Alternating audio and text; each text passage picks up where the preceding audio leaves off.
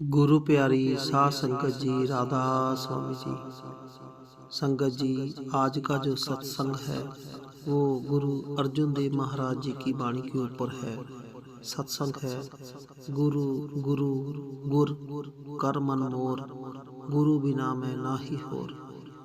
इस सत्संग में गुरु की बहुत ही महिमा की गई है, इसलिए आप इसे पूरा जरूर सुने ताकि हम इस सत्संग से कोई लाभ उठा सकें। आइए अब बड़े प्यार से इस सत्संग को सुनते हैं और इससे फायदा उठाते हैं जी। वाणी पंजवीं पातशाही श्री गुरु अर्जन देव जी महाराज साहब की।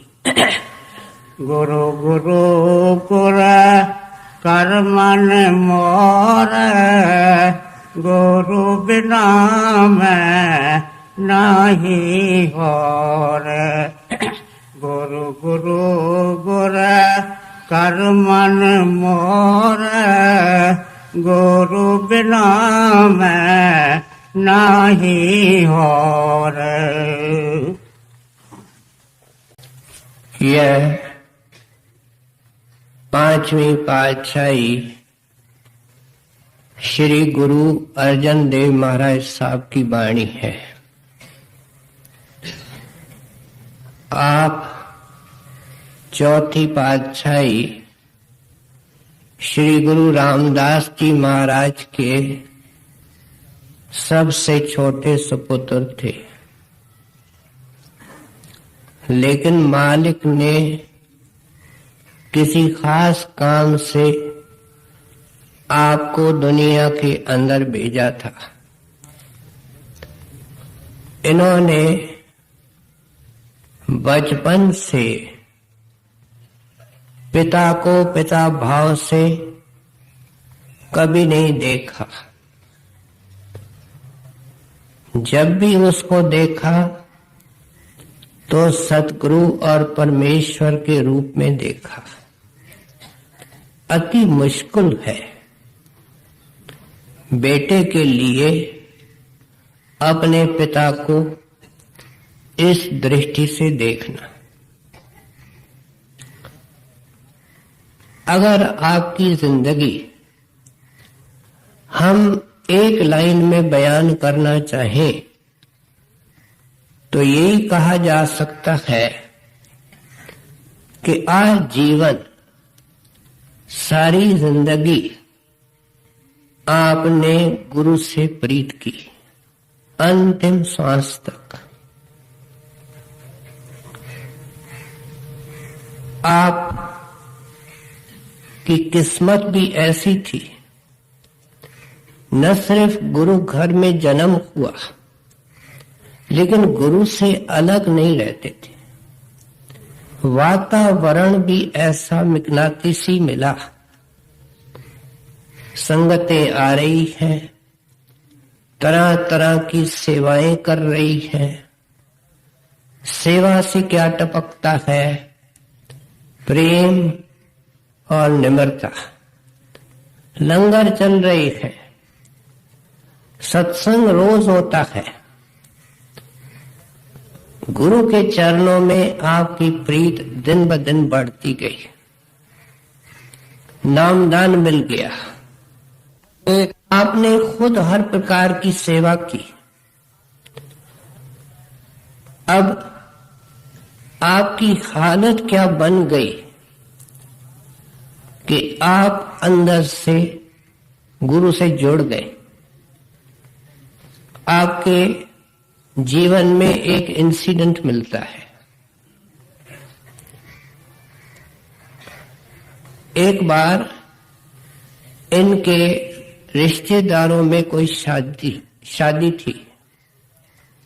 वे गुरु साहब के पास आए न्योता देने कि कृपा सिंध शादी में शामिल होने की कृपा करें। श्री गुरु रामदास जी महाराज ने फरमाया, देखो भाई, मैं मजबूर हूं, मैं संगत के हवाले हूं। संगतें आती जाती है, मेरा जाना अति कठिन है।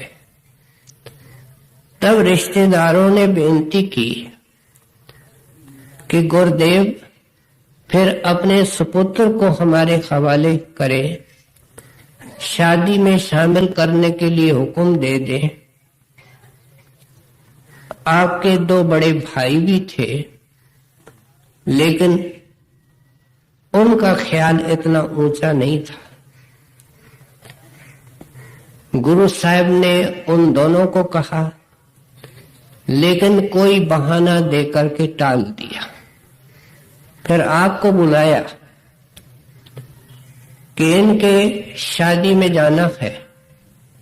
शादी लाहौर में थी, हुक्म अमृतसर में मिल रहा है, खास दूर नहीं है। किसके लिए? हमारे लिए। लेकिन प्यारे के लिए क्या है, उसको सुनने की कोशिश करें। शादी में शामिल होना है, सत्संग घर में रहना है, संगत की सेवा करनी है, क्या सत्संग करना है। और जब तक हम आपको हुक्म न भेजे, वापस यहां नहीं आना है। अब ये जो अंतिम हुक्म था, ये बहुत भारी था। आपने सर झुकाया, गुरु का हुक्म मान के चले गए, दुनियादारी को निभाया, संगतों की सेवा की। मन में इंतजार है कि बुलावा आवे, पत्थर आवे। दिन निकले, कुछ महीने निकले, आप विवश हो गए। आपने एक 4 लाइनों का पद वाणी के रूप में एक चिट्ठी लिखी, जिसकी पहली कड़ी थी, एक घड़ी न मिलते तो कल जुग होता, हुण कद मिलिए तुद प्रिय भगवंता। अंदर से जुड़े थे। जो अंदर से जुड़े होते हैं, उनको बाहर के दर्शन की कदर होती है। अति व्याकुल हो रहे थे कि एक एक घड़ी जो आपसे मैं जुदा रहता हूं, मेरे लिए वो एक घड़ी कलयुग इतनी बड़ी हो जाती है।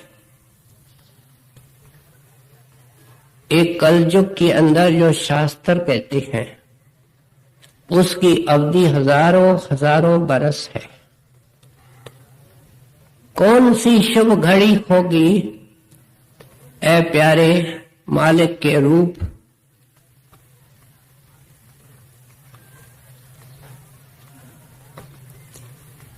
आप मुझे अपने चरणों में बुलाएंगे।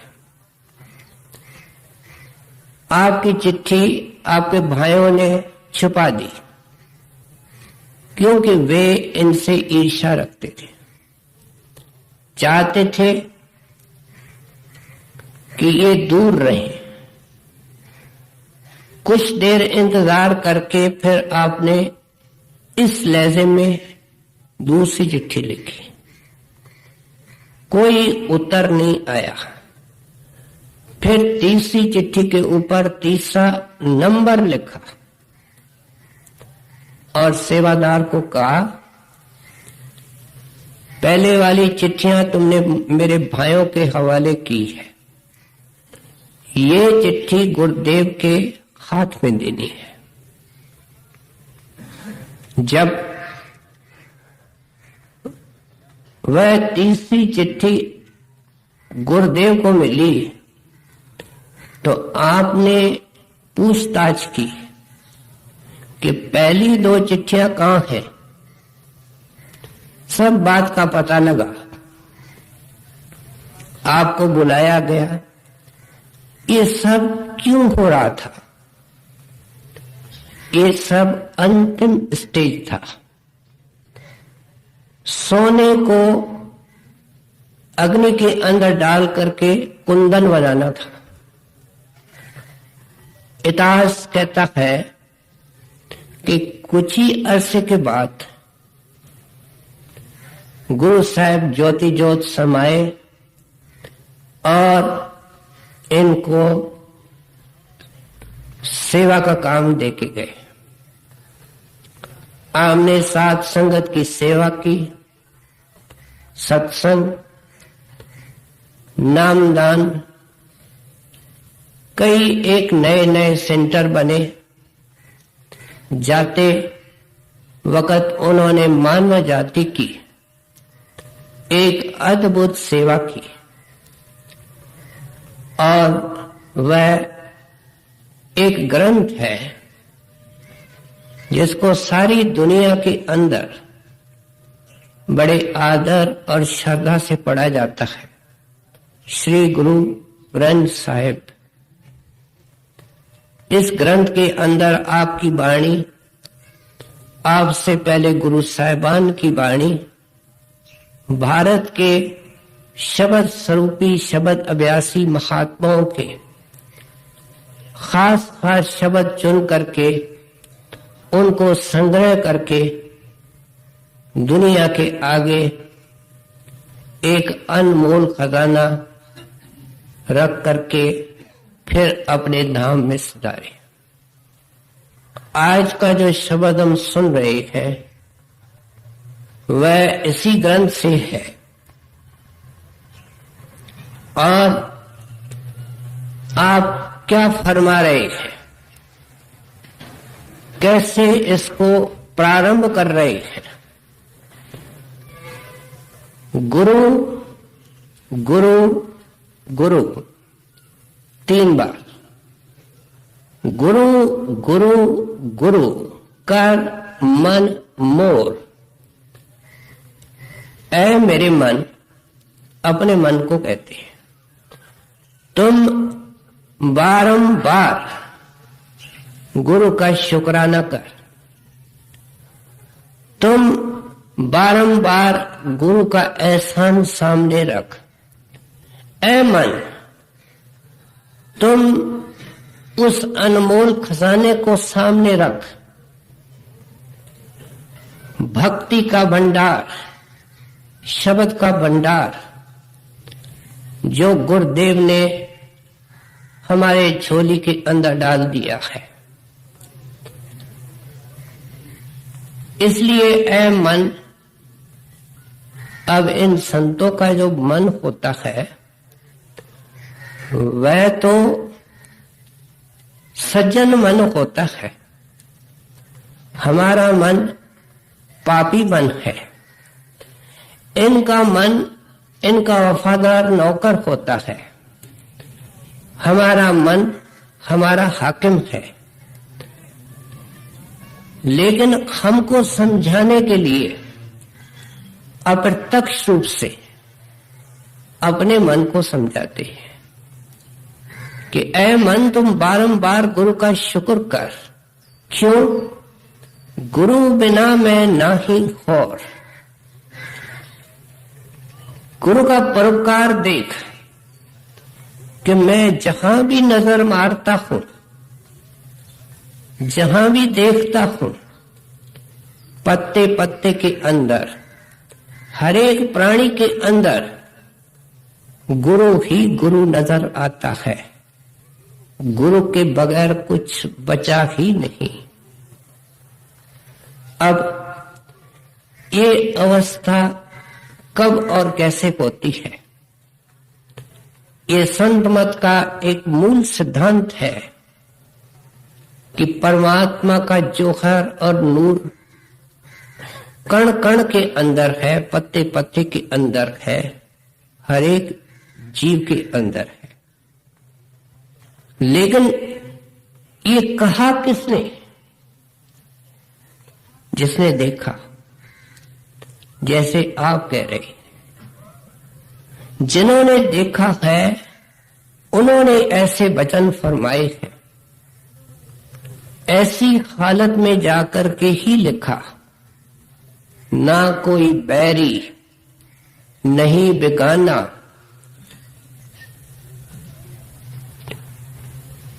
सगल संग हमको बन आई, दुश्मन भी अपने हो गए, अपने भी अपने हो गए। जब सबके अंदर गुरु का जौहर नजर आता है। कबीर साहब ने इसको समझाया, एक नूर से सब जग उपजिया, कौन भले कौन मंदे। कब? जब पत्ते पत्ते कण कण के अंदर परमात्मा नजर आया। अब जब शब्द स्वरूपी पूर्ण महात्मा मिलते हैं, सेवक के अंदर लगन होती है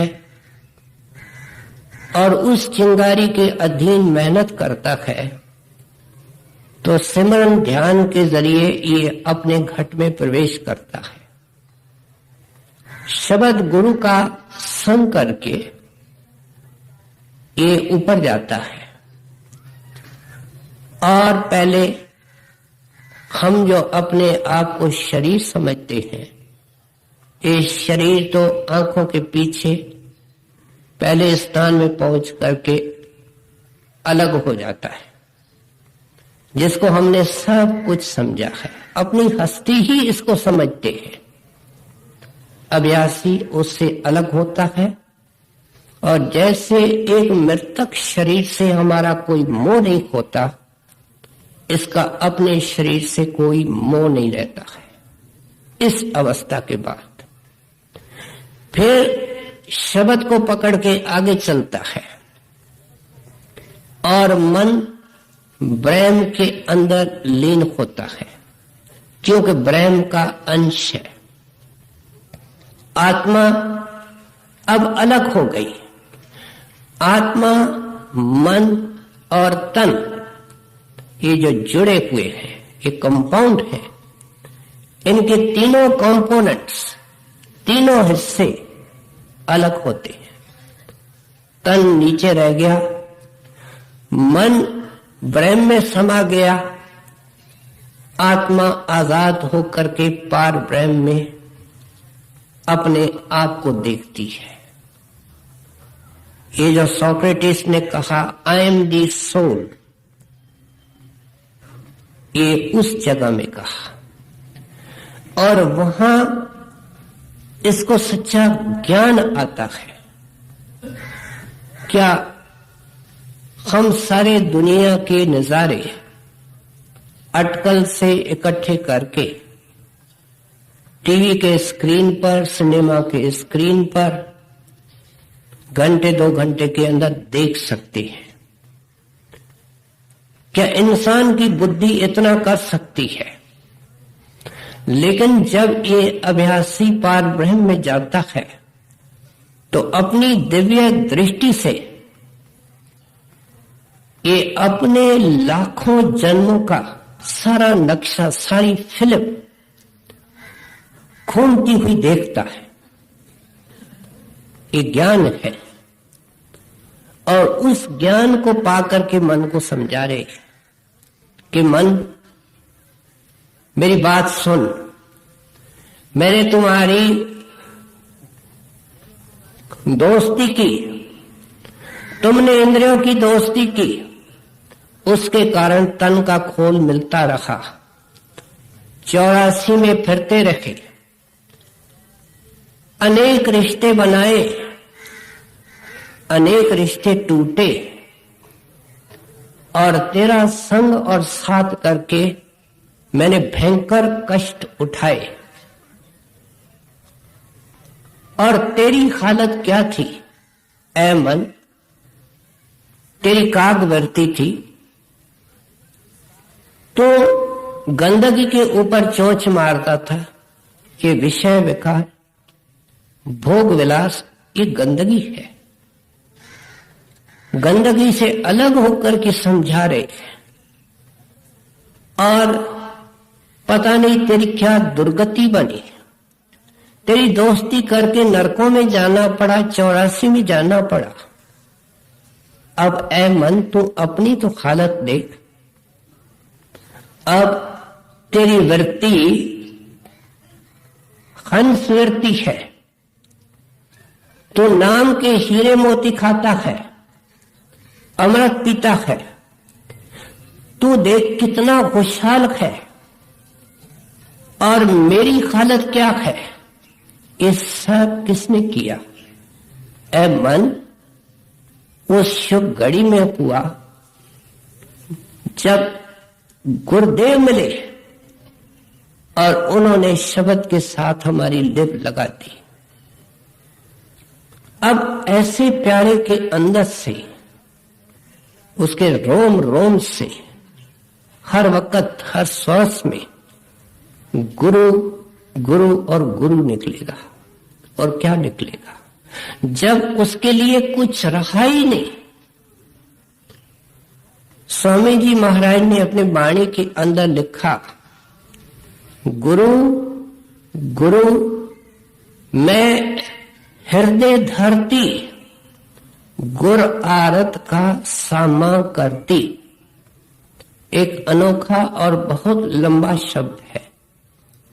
स्वामी जी महाराज कहते हैं, मेरे हृदय के अंदर गुरु ही गुरु विराजमान है।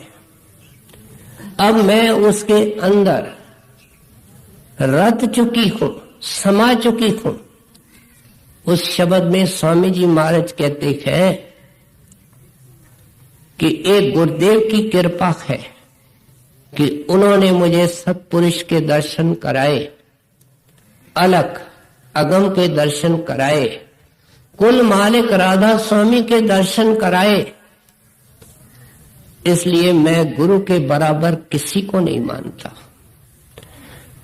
दरअसल हकीकत ये है, आप उस कि वो अनामी, अलग, अगम, सत्पुरुष सब सतगुरु है। ये उन्होंने अंदर जाकर के देखा। एक एक हिंदू, मुसलमान, ईसाई, महात्मा, दरवेश, मिस्टिक, इस तरह का नारा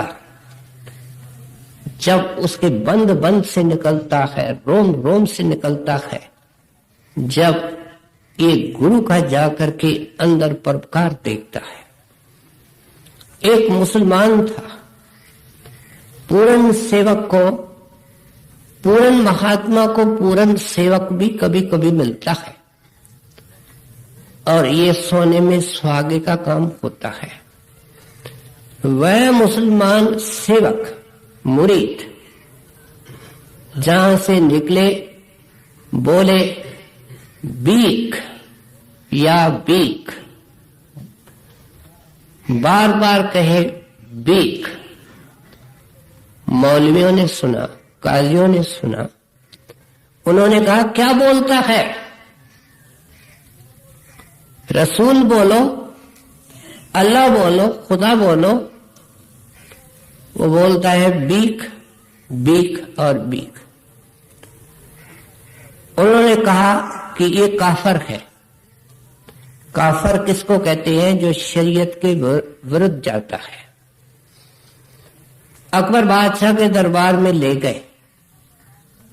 आंखों में मस्ती, चेहरे में कशिश, किसी चीज की परवाह नहीं। बादशाह पूछता है, भाई ये मौलवी लोग कहते हैं तू अल्लाह नहीं कहता, पैगंबर नहीं कहता, खुदा नहीं कहता, रसूल नहीं कहता, क्यों? तो वहां भी बोलने लगा बीक, बीक और बीक। ये बीक कौन है? ये मेरा मुर्शिद है। तेरा रसूल कौन है? कहते हैं रसूल और खुदा भी बीक है। अब काजियों को बड़ा गुस्सा आ रहा था, लेकिन अकबर बुद्धिमान था, समझ गया कि ये रसाई वाला दरवेश है। उसने कहा कि अकाल खुराक, मेरे खजाने खाली हो रहे हैं, तुम बीक को कहो कि वर्षा करवा दे। कहते हैं देखो, ये तो बीक की मौज है, मैं तो रहा नहीं कि फिर कब मिलोगे। मौलवी कहते हैं हजरत मत छोड़ो, भाग जाएगा। अकबर ने अनसुनी की, जब हुक्म होगा हाजिर हो जाऊंगा। चला गया। ऐसा प्रेमी क्या करेगा, जाकर के मुर्शिद के गुरुदेव के ध्यान में बैठ गया। खूब पानी पड़ा, लगातार पड़ा, कई दिन पड़ा, चारों तरफ हरियाली हो गई। कुछ दिनों के बाद अकबर के दरबार में आया। कहते हैं आपकी बड़ी मेहरबानी, आपने वर्षा करवा दी। कहते हैं नहीं, आपने मांगी और बीख ने करवाई, मेरा इसमें कोई संबंध नहीं है। अकबर ने बीख साहब का पता पूछा, दो आदमियों के साथ किसी गांव के लगान का पट्टा और कोई नजराना उनकी सेवा में भेजा, तो उन्होंने इनकार कर लिया कि हमारे मतलब की ये चीजें नहीं हैं और हम इस काम के लिए दुनिया में नहीं आए। कुछ अरसे के बाद ये प्रेमी सेवक विचरता हुआ मुर्शिद के पास गया। मुर्शिद फरमाने लगे, ऐ प्यारे, तुमने क्या मांगा? वर्षा मांगी, ध्यान में बैठे। कहते हैं महाराज हजरत मैंने नहीं मांगी, बादशाह ने मांगी, आपने करवाई, मैं कहां बीच में आया। तो मुर्शिद कहने लगा, जिस वक्त तुम उस भजन में बैठे थे, तुमने मेरा ध्यान लगाया, मेरा ध्यान अपने मुर्शिद में था और मेरे मुर्शिद का ध्यान खुदा में था। अगर उस वक्त तू कहता तो मैं तुझे वली बना देता, दरवेश बना देता। तो वह प्रेमी क्या करता है, बीक के चरणों के पास पड़ी हुई मिट्टी वो हाथ में उठा के कहता है, वली भी आप हैं, दरवेश भी आप हैं। हजरत मैं तो आपके चरणों की खाक हूं। बोलता क्या था, बीक बीक बीक। ये सब मिसालें, ये सब वाणी के संदर्भ सिद्ध करते हैं कि जब अभ्यासी की ये अवस्था पैदा होती है कि कण कण के अंदर, हर एक प्राणी के अंदर ये परमात्मा का एक नियम है कि अगर ये हालत अपनी बनानी है तो पहले मुझे अंदर में देखो। जो अंदर में मुझे प्रकट करेगा उसके लिए मैं बाहर प्रकट होता हूं। जो अंदर में अंधा है वो बाहर भी अंधा है, उसके लिए मैं न अंदर में हूं न बाहर में हूं। अब गुरु साहब ने अपने मन को समझाते हुए ये वाणी क्यों लिखी? हमको समझाने के लिए कि ऐ रुलते हुए इंसान, ऐ भटकते हुए बंदे, तुम ऐसे शब्द स्वरूपी शब्द अभ्यासी महात्मा की तलाश कर उनके चरणों के अंदर निम्रता और श्रद्धा से बैठ, बड़े अदब से ये विनती कर, महाराज आपकी लेव उस परमात्मा से कैसे लगी? आपकी तार उस परमात्मा से कैसे जुड़ी। कृपा सिंध मेरी टूटी हुई तार अपनी दया से उस परमात्मा से जोड़ करके मेरे जन्म मरण को खत्म करते। ये है भावना। जिस भावना से प्रेरित होकर के गुरु साहब कह रहे हैं अपने मन को, और क्यों कह रहे हैं हमने अच्छी तरह सुना कि हम भी ऐसे गुरु की तलाश करके, गुरु के बन करके, उनके शिक्षा दीक्षा का अमल करके इस अवस्था में जाकर के जन्म मरण से छुटकारा पा ले। ये है संतों का विषय, ये है वाणी का विषय। कैसे ये मकसद पूरा होता है इसको आप आगे चल करके विस्तार से खोल के समझाते हैं।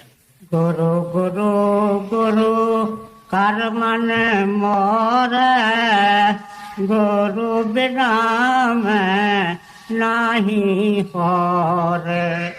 गुर की टेक रहो दिन रात, जाकी कोई ना मेटा। कहते हैं अंदर जाने से पता लगता है कि गुरु दाता है। जगत भिखारी फिरत है, सबको दाता राम। स्वामी जी महाराज ने लिखा, गुरु है दाता गुरु है दानी, गुरु आराधो छिन छिन प्राणी। एक दाता है, एक दानी। कहते हैं गुरु की दात न कोई मेटे, वो ऐसी लाफानी चीज देता है। दुनिया का कोई बंदा, दुनिया का कोई परोपकारी जो भी चीज हमको देगा, दान देगा, वो खुद देने वाला फना है और वो दान भी फना है। मौत के वक्त मदद नहीं करता, आगे नहीं चलता। इसलिए कहते हैं गुरु की दात, बख्शिश। दात किसको कहते हैं? बख्शिश को, गिफ्ट को। माफ करना, ये जो गिफ्ट होती है, सौगात होती है, भेंट होती है, कुछ भी कहते हैं, ये देने वाले के ऊपर निर्भर करती है। कोई जबरदस्ती नहीं ले सकता। गिफ्ट गिफ्ट होती है। फिर वो कितना देता है, कैसा देता है, किस वक्त देता है, ये सब उसके मौज के ऊपर है। इसलिए आप कहते हैं मैं अंदर जाकर के देखता हूं कि शुभ घड़ी में उस महापुरुष ने मेरे हृदय के अंदर नाम का बीज लगाया। इस बुधवार को हमने सुना था, गुरु माली है। नाम का बीज, प्रेम का बीज, शब्द का बीज एक ही बात है। ये लगाता है और बेफिक्र नहीं होता, निरंतर उसकी देखभाल करके उसको बढ़ाता है। उस पौधे को फल लगे हैं, फूल लगे हैं। गुरु साहब ने अनुभव किया है, आपकी महक चारों दिशाओं में आज फैली हुई है। इसलिए कहते हैं ये जो गुरु दात देता है, नाम दान देता है, शब्द दान देता है, उस वक्त क्या करता है? सेवक की टूटी हुई तार आत्मा की शब्द के साथ जोड़ देता है। सुरत शब्द, वाणी के अंदर आया शब्द सुरत, बार बार इसका जिक्र आता है। गुरु का एक ही ये काम है, ये जोड़ करके हमको बाहर से सिमरन देता है। प्यारे इसकी कमाई कर और जाकर के देख कि सबकी टूटी है, तेरी गुरुदेव ने जोड़ दी है। अंधेरे में नहीं रखता, अंधविश्वास नहीं देता। इसलिए कहते हैं कि जो गुरु बख्शिश देता है उसको काल महाकाल कोई शक्ति फना नहीं कर सकती। एक अंग्रेज पादरी बड़े महाराज साहब के पास आया, कई सवाल उसने पूछे। एक सवाल जो उसने महाराज जी के सेवा में रखा वह था कि महाराज, क्राइस्ट का एक सेवक था, उसका नाम जूडास था। उस जूडास की इतनी गिरावट हो गई कि गुरु के खिलाफ हो गया, और जो लोग उनके पीछे पड़े थे उनको उसने सुराख दिया। उसके इस धोखेबाजी के कारण क्राइस्ट को पकड़ा गया, उसको सलीब पर चढ़ाया गया, और उसके अंदर साझीदार उनका एक सेवक था, जूडास। तो फिर क्राइस्ट ने उनको नाम क्यों दिया, ये दात क्यों बख्शी? महाराज जी ने मुस्कुरा के कहा कि उसकी दात क्राइस्ट ने बख्शी थी।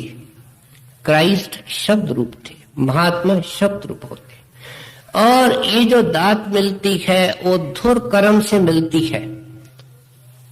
संत का दर्शन, जिसे संत का दर्शन किया उसको मालिक एक मार्किंग कर देता है, निशान कर देता है, और वो धुर कर्म है। उसको निशान करने वाला ही उस निशान को पढ़ सकता है, उस निशान को देख सकता है।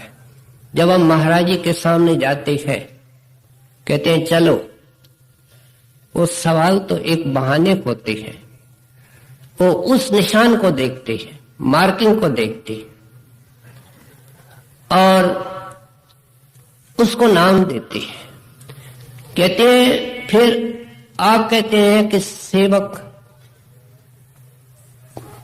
कभी उसकी दात खत्म नहीं होती है, विनाश में नहीं आती है, तो ऐसा भयंकर पाप जिसने गुरु के खिलाफ किया, महाराज जी वो तो किसी घोर नरक में बैठा होगा।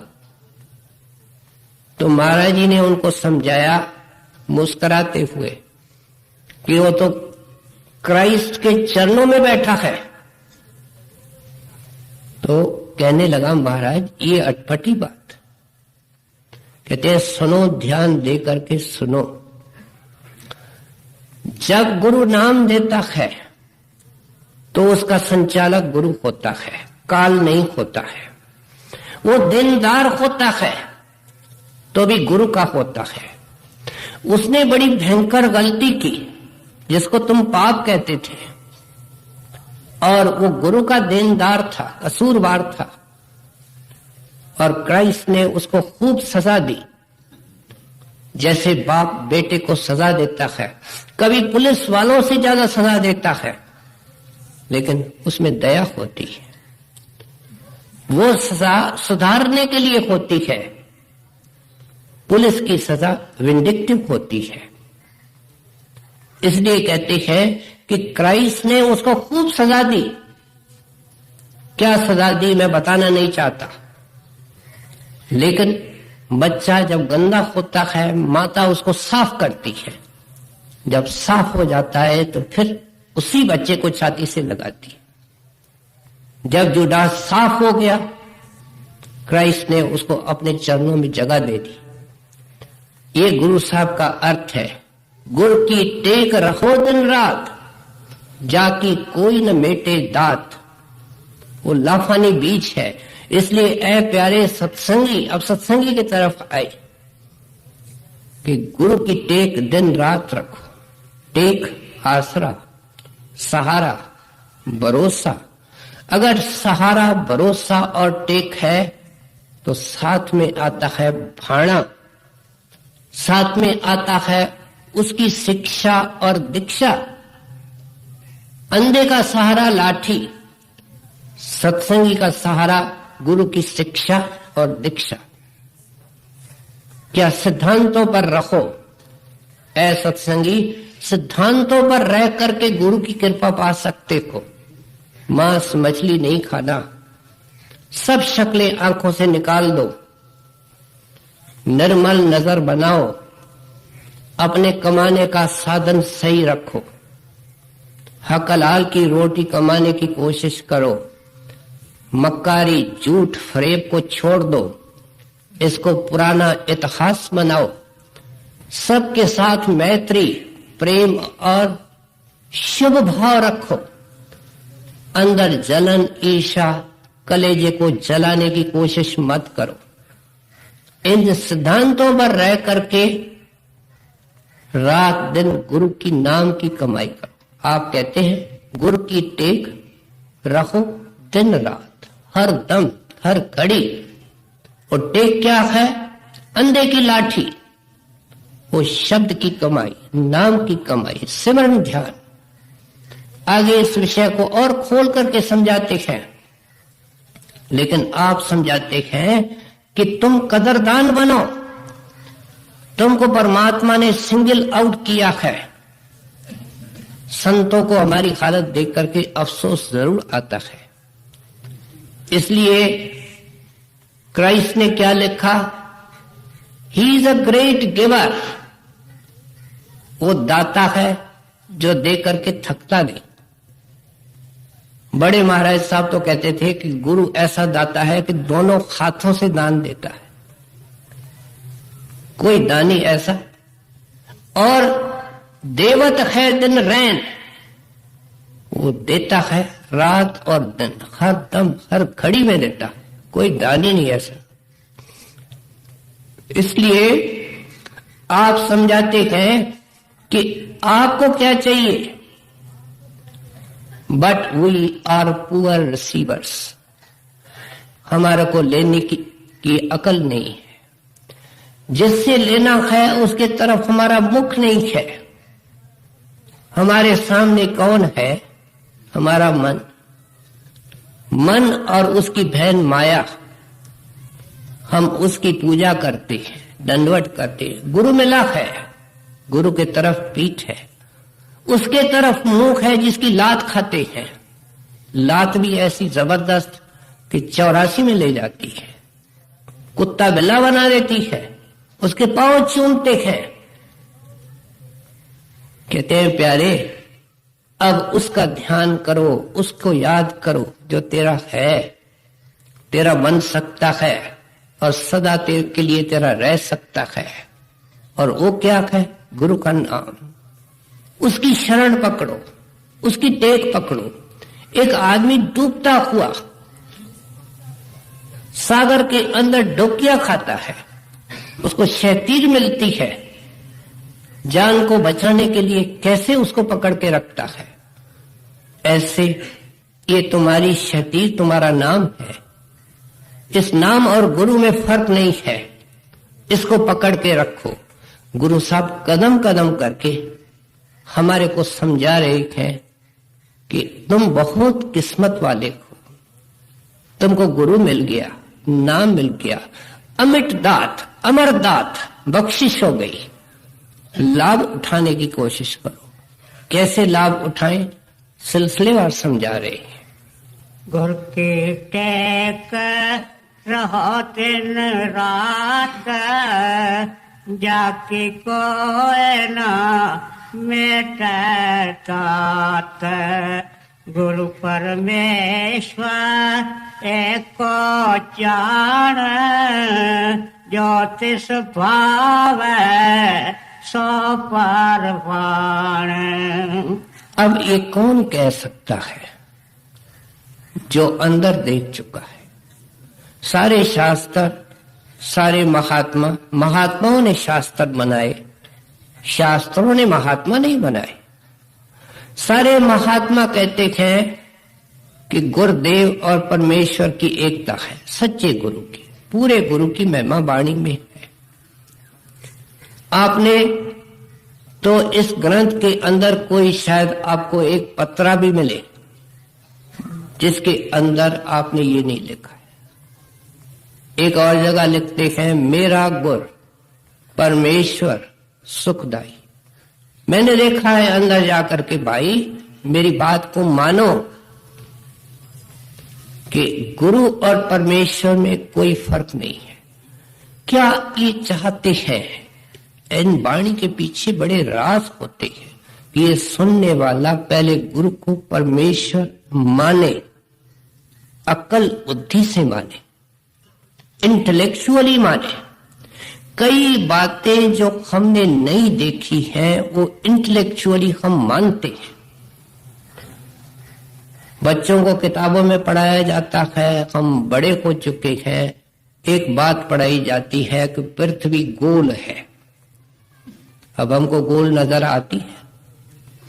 ऊंचे में ऊंचे पहाड़ पर चले जाओ तो धरती फ्लैट नजर आती है, सीधी नजर आती है। लेकिन जब एस्ट्रोनॉट्स चंद्रमा पर गए, उन्होंने वहां चित्र खींचे पृथ्वी के, तो सारे चित्र गोलाकार आए। उन्होंने चित्र छपवाए, अखबारों के अंदर डाले, हमने देखे और हम विश्वास करते हैं कि हालांकि हमको धरती गोल नजर नहीं आती है, लेकिन धरती गोल है। इस तरीके से ये जो कहते हैं गुरु परमेश्वर एको जान, ये क्या है? ये चित्र है। उन्होंने देखा है और बता रहे हैं। और जैसे उन साइंसदानों ने देखा और हम मान रहे हैं, कहते हैं पहले तो इसकी शुरुआत अकल बुद्धि से होगी। अब अगर ये अकल बुद्धि से मान ले कि गुरु और परमेश्वर एक हैं और गुरुदेव मेरे को हरदम देख रहे हैं। श्री हजूर महाराज से किसी विदेशी ने सवाल पूछा, जैसे हम हैं ऐसे ही हमारे सवाल होते हैं। उन्होंने पूछा, महाराज जी ये जो गुरुदेव होते हैं वो सेवक को क्या रात दिन हर वक्त उसको देखते हैं, उसके हर एक ख्याल को देखते हैं? तो महाराज जी मुस्कुरा के कहते हैं, सत्संगी तो चाहता है कि न देखे, लेकिन हकीकत ये है कि वो देखता ही है, वो जानता ही है। इसलिए कहते हैं कि अगर तुम आज का दिन जो बीता वो सब पुराना इतिहास है, अगर तुम ये एक्सरसाइज करोगे कि मेरे गुरुदेव मेरे साथ हैं, अगर ध्यान नहीं आता है तो इंटेलेक्चुअली बौद्धिक दृष्टि से माने कि हमारे अंग संग है साथ।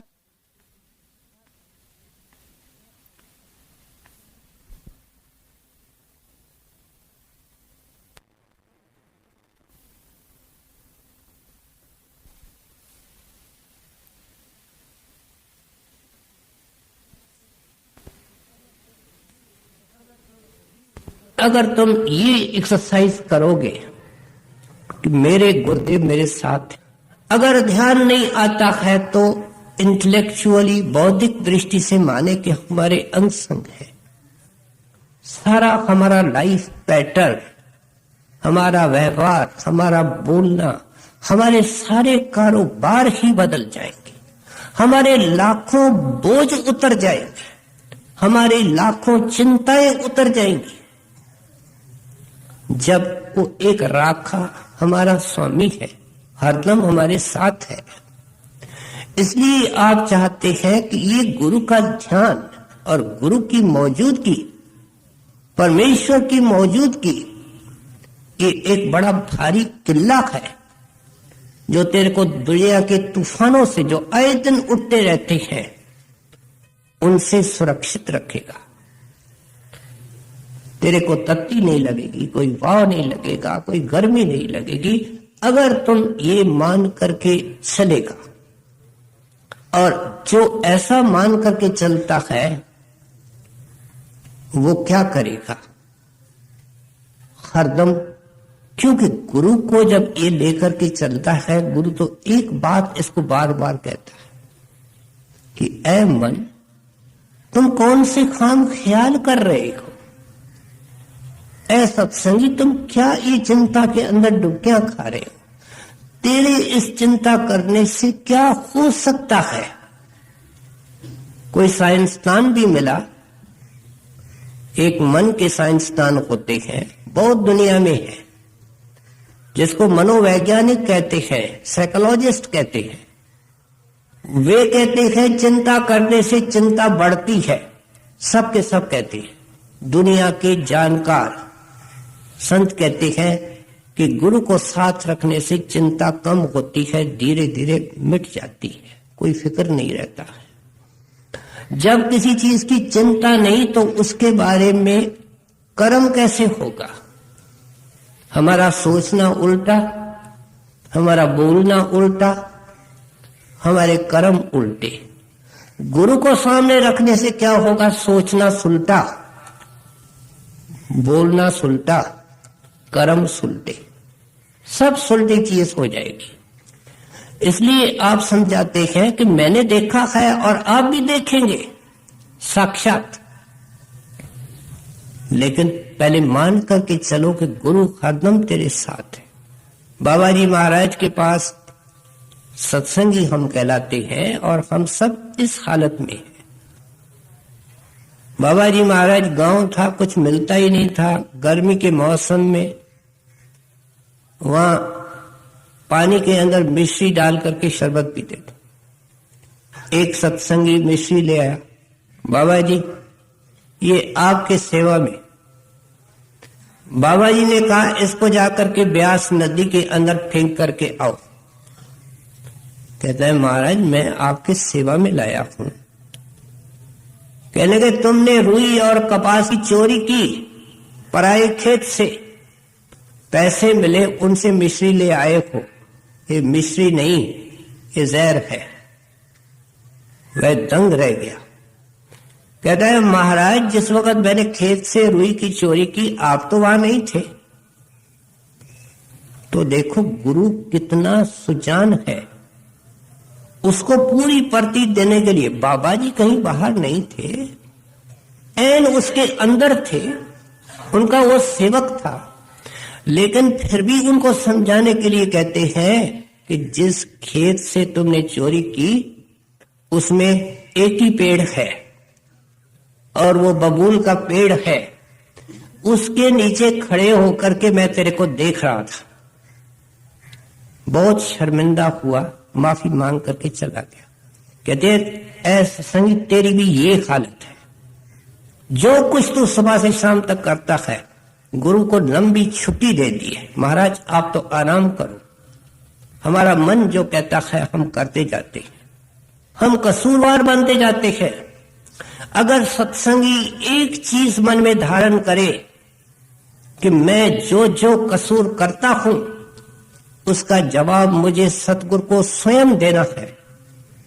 क्यों कि एक एक बहन भाई सत्संगी एक दरवाजे से निकलेगा और वह दरवाजा सतगुरु का है और सवाल पूछने वाला भी सतगुरु होगा कि तुमने ये कसूर किया, क्या मैं नहीं था?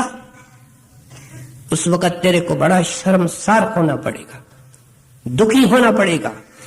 आपकी भावना ये है कि हरदम गुरु की मौजूदगी समझो, आपकी जिंदगी बहुत कुछ हल्की हो जाएगी। गुरु परमेश्वर एको जान, ज्योतिष पावै सो परवान। गुरु चरणी जा कामन लागे, दुख तरत ब्रह्मता का पावे। अब फरमा रहे हैं कि जो गुरु के चरणों में जाता है, जैसे हम गुरु के चरणों में गए हैं, चरणों में जाना, उनकी शरण लेना, उनकी ओट लेना।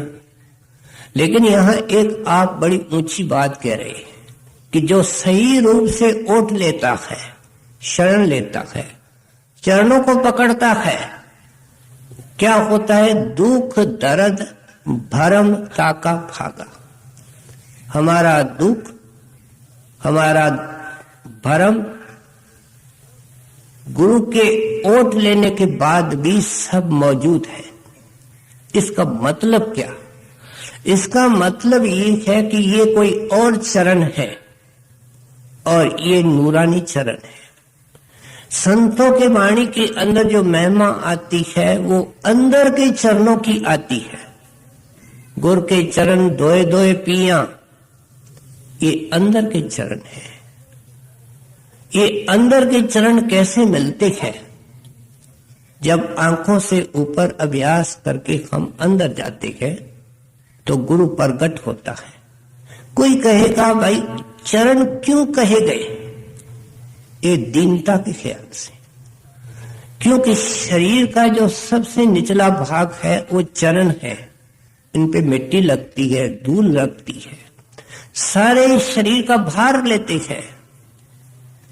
इसलिए संतों ने निम्रता के भाव से जब भी सतगुरु के स्वरूप का जिक्र किया तो सतगुरु के चरणों का जिक्र किया।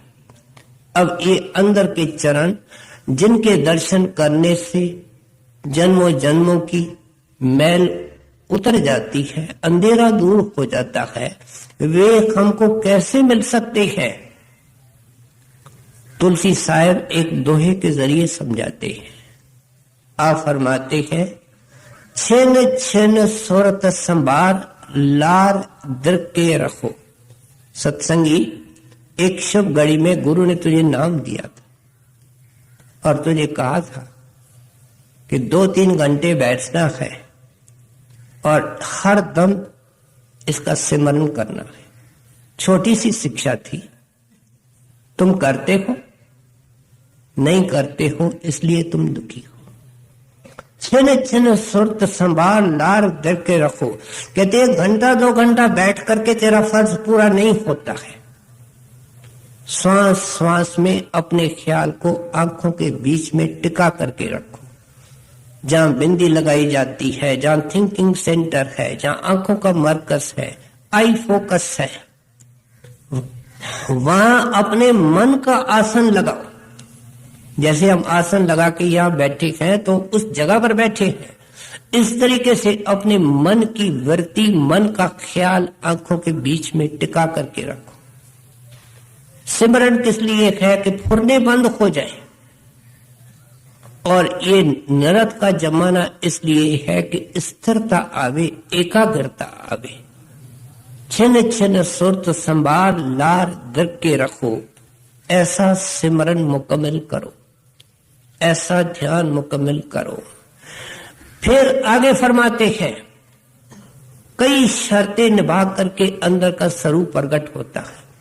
तन मन दर्पण मांझ साज सूरत से गहो। कहते हैं तन और मन को आईने के तरह चमकाओ। अगर आईने के ऊपर परत आती है, परत के ऊपर परत आती है, शक्ल अंदर है लेकिन नजर नहीं आती है। पता नहीं ये हम कितने गुनाहों की गठड़ियां लेकर के आए हैं। इनको गिराने के बजाय और इसके अंदर जोड़ रहे हैं। कितने दुख, कितने अफसोस की बात है। महात्माओं को कितना हमारा दुख सताता है। वो कहते हैं अपने आप को हल्का करने के बजाय क्यों भारी कर रहे हो प्यारे? इसलिए क्या कर, अपने तन और मन को आईने के तरह निर्मल कर, इसको साफ करने की कोशिश कर। तन साफ कब होता है? जब इस तन के द्वारा सेवा की जाती है। आगे बताते हैं, जब इस तन के द्वारा किसी को सुख पहुंचाया जाता है, जब इस तन के द्वारा हम भजन बैठते हैं और हमारे हाथ पैर सुन्न होते हैं, हमारे शरीर के अंग ठंडे होते हैं, ये क्या है? ये सब तन के द्वारा, ये तन को साफ करने के लिए है। ये हाथ सारी शास्त्र कहते हैं मिले हैं परमात्मा को नमस्कार करने के लिए, लोगों को नमस्कार करने के लिए। क्यों? कि हर एक के अंदर परमात्मा है। ये हाथ मिले हैं किसी की मदद करने के लिए, ये हाथ मिले हैं साथ संगत की सेवा करने के लिए। इन हाथों से तू मारपीट करता है, चोरी करता है, तो क्या होता है? तेरा तन भी मैला होता है, मन तो मैला होता ही है। इस तरीके से ते कहते हैं तेरे को पांव मिले हैं, चल करके किसी का परोपकार कर, साथ संगत की सेवा कर, हकलाल की रोटी कमाने के लिए पांव को चला, चोरी ठगी बेईमानी धोखाधड़ी करने के लिए पांव से काम लेते को। ये शरीर और मैला होता है। जुबान से सत्संगी होकर के सेवादार दो खड़े हैं, उनको ये पता नहीं है कि गुरु अंदर हमको देख रहा है। खड़े क्यों हैं? गुरु की सेवा करने के लिए। कर क्या रहे हैं? निंदा। क्या कर रहे हैं? जुबान को गंदा कर रहे हैं। जिस जुबान से गुरु ने उनको सिखाया प्यारे स्मरण करना है, किसी की महिमा करना है, किसी को प्यार के वचन कहने हैं, कहते हैं तुम इंद्रियों को मिसयूज करके उनको गंदा कर रहे हो। इस तरीके से ये तन मन साफ होता है। तन मन दर्पण माज साज सूरत से गहो, आत्मा का श्रृंगार अलमारी भरे हुए हैं, वस्त्र गहने। कहते हैं आत्मा का गहना है तुम्हारे पास? आत्मा का गहना क्षमा, आत्मा का गहना दीनता, ये है तुम्हारे पास गहने? तुम्हारी जोहर, तुम्हारी असलियत आत्मा है। उसके सिवाय क्या? लगन लगे लखवार, सार तब पाया, अड़े हां तुलसी, संत चरण की धूल नूर दर्शाया। कहते हैं उन चरणों से बेहिसाब अमृत बह रहा है, बेहिसाब प्रकाश निकल रहा है, वो रेडियंट फीट है, उनके अंदर से अमृत का भंडार निकल रहा है। लेकिन कहते हैं एक और शर्त, लगन लगे लखवार। बच्चा जोर लगाता है, कोई काम करने की कोशिश करता है, नाकामयाब होता है तो क्या करता है? रोता है। रोने के साथ मां को आवाज देता है। कहते हैं इस तरीके से तुमने भजन किया। जो इस तरीके से जिनके अंदर ये अग्नि होती है कि मालिक के अंदर के दर्शन के बगैर उनका जीना दुश्वार, खाना पीना दुश्वार, सब कुछ सोना, सब कुछ कड़वा, ये हालत मन की जब हो जावे, ऐसा सत्संगी अपने आप को भाग वाला समझना। क्यों? कि तेरे अंदर वो चरण प्रकट होने वाले हैं। गर्मी पड़ती है उसके बाद ही तो वर्षा होती है। लगन क्या है? विरह क्या है? कि आग है। खुशकिस्मत हो ऐ इंसान अगर तुमको कुछ भी नहीं भाता है, गुरु के अलावा और कुछ नहीं सुहाता है, उसके दर्शन के सिवाय तेरे को और कोई प्यास नहीं है। सिमरन भूलते हो तो दुखी होते हो, बड़े भाग वाले हो। तुम्हारे ऊपर प्रेम की वर्षा होने वाली है। सिस्टमैटिकली गुरु साहब कहते हैं हमने कैसा पाया, आप कैसे पा सकते हो? गुर चरणी चा कामन लागे, दुख तरत ब्रह्मता कपागे। गुर की सेवा पाए मान, गुरु पार सदा कुर्बान। गुरु की सेवा तो ब्रह्मा विष्णु भी नहीं कर सकते, क्योंकि वो कुल मालिक है, सबको देने वाला। ये जो हमारे आत्म कल्याण है कि आत्मा को तन और मन के फंदों से आजाद करना, गुरु के शिक्षा दीक्षा के अनुसार महात्माओं ने उदारता से इसको गुरु की सेवा कहा है। ये सेवा तन की, मन की, धन की। किस लिए? कि चित्त निर्मल हो जाए, धन सफल हो जाए और ये मन साफ हो जाए, हल्का हो जाए। और फिर सेवा है सुरत शब्द की, भजन करके अपने ख्याल को अंदर के चरणों से जोड़ना। कहते हैं जो ये गुरु की सेवा करता है, ये तो हमारी अपनी सेवा है, लेकिन महापुरुष कितने उदार है, जिस गुरु की कोई ब्रह्मांडों के अंदर सेवा नहीं कर सकता। हमारे आत्म कल्याण का नाम रखा है गुरु की सेवा। गुरु की सेवा का अर्थ अच्छी तरह एक बार हृदय के अंदर बिठाना चाहिए। कहते हैं जिन्होंने गुरुदेव की सेवा की उन्होंने मान पाया, देखो आपको कितने आदर और प्रेम से दुनिया देखती है, न केवल आपको लेकिन इस ग्रंथ को कितने आदर और श्रद्धा से सारी दुनिया के अंदर पढ़ा जाता है। कारण एक वह कौन सा कि आपने अपने गुरुदेव की सेवा की, तन मन धन सब गुरु को सौंप दिया। बड़े महाराज ने जो कुछ था वो बाबा जी के हवाले कर दिया और रात भर जाग करके भजन किया। उन्होंने गुरु की सेवा करके गुरु की प्रसन्नता पाई और उनका नतीजा आज लाखों लाखों इंसान दुनिया के कई देशों में लाभ उठा रहे हैं। विलायत जिनके 100 पीढ़ियों ने शराब पी, 100 पीढ़ियों से मांस खाते हैं, आज शाकाहारी हैं, पाप करने से डरते हैं। जिस तरह हम जमीन पर बैठते हैं, सुबह को उठ करके बैठते, वो कुर्सी और सोफा के बगैर कभी जिंदगी में नहीं बैठे। कहते एक महापुरुष की सेवा, अपने गुरुदेव की सेवा, एक छायादार पेड़ किससे निकला? वो एक छोटा सा बीज, उसके नीचे लोग छाया में बैठे हैं, अपनी जिंदगी सफल कर रहे हैं।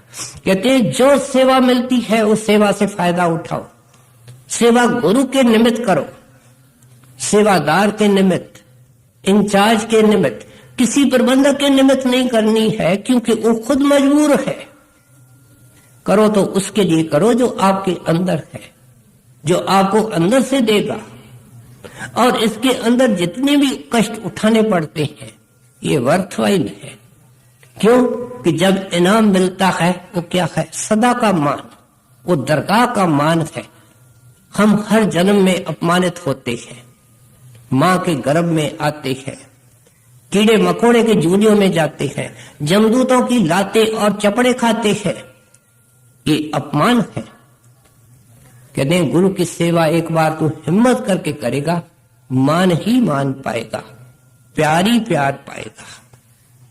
गुरु की सेवा पाए मान, गुरु ऊपर सदा कुर्बान। गुरु का दर्शन देखन हाल, गुरु के सेवक की पुरान काल। अब खाल ये पंजाबी शब्द है जिसका अर्थ है मनोरथ। सब तेरी इच्छाएं पूर्ण हो जाएंगी। किससे? दर्शन से। ये दर्शन कौन सा? ये दर्शन भी अंदर का। लेकिन याद रखें कि जिसने बाहर से गुरु का दर्शन नहीं किया, उनके चरणों में नहीं बैठा, उनकी आशीर्वाद ले ली, तो किसी भी दर्शन का सवाल तक नहीं उठता। हमने गुरु साहब के जीवन को पहले प्रारंभ के अंदर सुना कि जितना अंदर में प्रीत बढ़ती है, बाहर के स्वरूप से उतनी बढ़ती है। बड़े महाराज से किसी ने पूछा कि जो सत्संगी अंदर चला जाता है, हरदम अंदर बाहर गुरु उसके साथ हो जाता है, उसकी प्रीत अंदर वाले स्वरूप से ज्यादा होती है कि देह स्वरूप से ज्यादा होती है? महाराज जी का जवाब सुनिए, कितना महामनोहर जवाब है। हजूर ने फरमाया, मिश्री को जिस तरफ से खाओ मीठी है। क्या उसको देह स्वरूप ही इतना ही प्यारा लगता है जितना अंदर का शब्द स्वरूप लगता है? क्योंकि वो जानता है कि अगर ये देह स्वरूप नहीं मिलता तो कुछ भी नहीं मिलता। इसलिए कहते हैं दर्शन की लालसा रखो। दर्शन हमेशा नहीं मिलेगा। जो डेरे में रहते हैं उनको भी हरदम नहीं मिलेगा, जब तक अंदर में प्रकट नहीं होते हैं। अंदर में प्रकट होने के लिए बाहर के दर्शन की प्यास जरूरी है। जिसकी दर्शन की प्यास होगी, अगर उसको दर्शन नहीं मिलता है तो क्या होता है? उसका ध्यान होता है, हरदम उसके सामने गुरु होता है, और गुरु होगा तो गुरु का नाम होगा। और क्या होगा? माता के लिए सबसे प्यारा नाम कौन सा है? मेरा लाल। और उस बच्चे के लिए सबसे प्यारा नाम क्या है? मां। ये रिश्ता बन जाता है सेवक और गुरु का। वो उनको छाती से लगाना कहता है, ये माँ माँ बोलता है, माँ को देखना चाहता है। इसलिए आप कहते हैं कि इस तरीके के दर्शन की प्यास। ऐसा एक आदमी फौज में भर्ती था, उसकी किसी फ्रंट के अंदर ड्यूटी लगी। मन में सोचा वापस जिंदा आऊंगा कि नहीं, महाराज जी का दर्शन करके फिर जाऊं। अपने अफसर को कहा, अफसर ने इनकार कर दिया। इसके ऊपर तो पहाड़ टूट पड़ा। और किस्मत से क्या था कि उसकी बटालियन जिस ट्रेन के अंदर सवार थी वो दिल्ली से चल करके पठानकोट जा रही। ब्यास से उस गाड़ी को निकलना था। जैसे जैसे ब्यास नजदीक आवे, ये बेचारा प्रेमी इतना बेहाल होकर के रोवे जिसका कोई अंत नहीं। फौजी क्या समझते हैं कि लड़ाई में जाने से घबराता है, मौत से डरता है। लेकिन अब जलंधर से गाड़ी चली, प्रार्थना करता है महाराज बीच में ब्यास, दर्शन होगा कि नहीं, पता नहीं मैं जिंदा रहूंगा कि नहीं। देखो देह स्वरूप के दर्शन की प्यास, जो भजन करते हैं उनको ऐसी प्यास होती है। अचानक क्या होता है, ब्यास स्टेशन निकल गई, आगे चल करके गाड़ी खड़ी हो गई। ऐसे वाकयात ब्यास स्टेशन पर कई बार हुए। और ये प्रेमी क्या देखता है कि इसका डिब्बा एन फाटक के सामने खड़ा है और फाटक के बाहर महाराज जी की कार खड़ी है। महाराज जी अमृतसर से वापस आए थे और ट्रेन आती है, हम जानते हैं फाटक को बंद किया जाता है। ये ट्रेन से उतरा, महाराज का दर्शन किया और बड़े हल्के मन से गया। एक बार महाराज जी सफर कर रहे थे, उनके साथ डिब्बे के अंदर कोई खास महाराज जी के सेवादार थे। क्या देखते हैं कि रात को 1-2 बजा है और महाराज जी उठे हैं और उठ करके कोई ट्रेन कोई स्टेशन छोटे आने वाली है, डिब्बे का दरवाजा खोलते, ट्रेन खड़ी होती है, महाराज नीचे उतरते।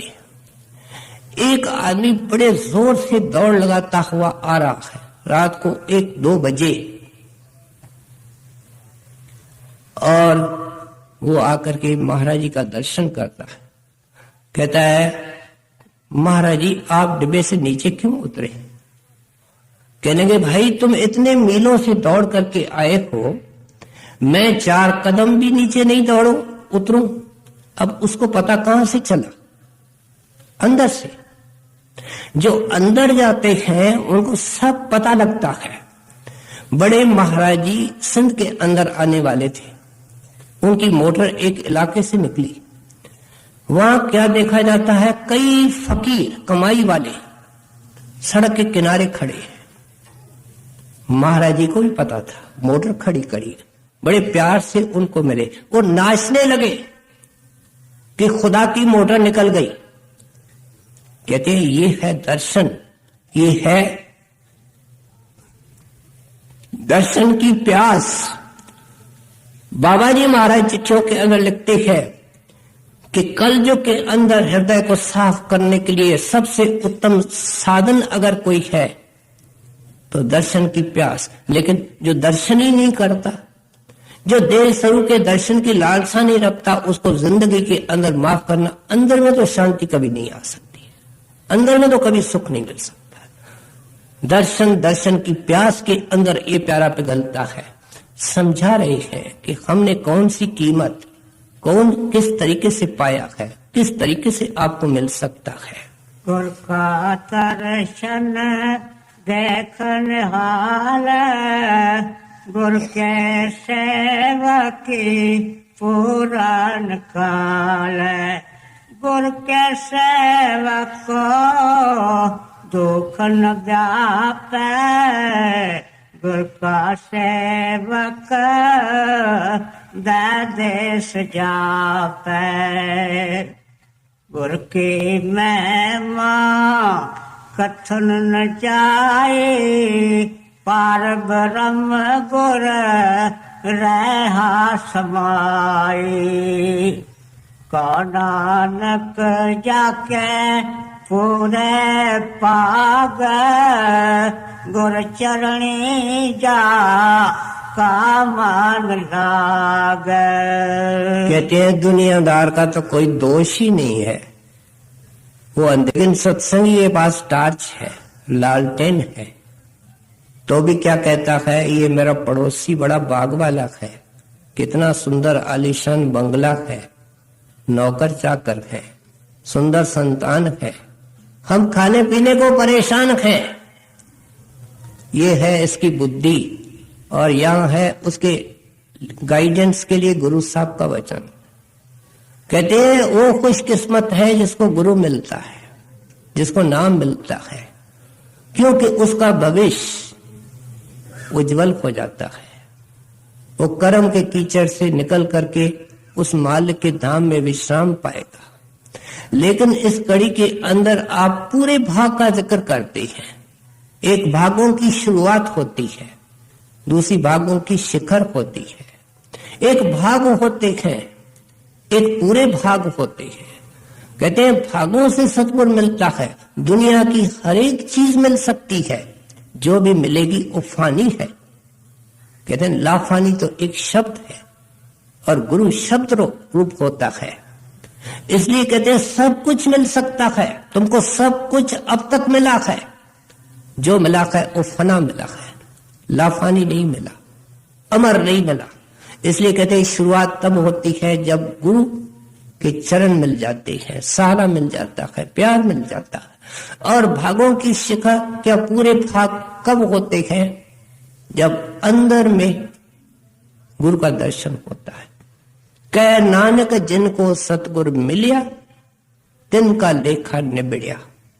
कहते हैं जब इसको गुरु मिलता है, लेखे खत्म होने का फैसला हो जाता है। लेकिन जब ये अंदर जाता है तो लेखा खत्म वास्तव में हो जाता है। क्या ये वापस दुनिया में आना जाना इसका नहीं होता है।